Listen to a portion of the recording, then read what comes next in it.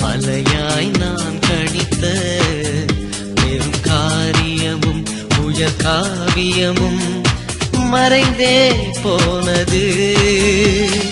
திருவாக உனை நினைத்து உயர் உறவாகவே நெஞ்சில் பதித்து, திருவாக உனை நினைத்து உயர் உறவாகவே நெஞ்சில் பதித்து, உன் பெயரை சாற்றிடவே நலம் தரவே என்னை அழைக்கின்றாய். சம்மதமே இறைவா, சம்மதமே தலைவா.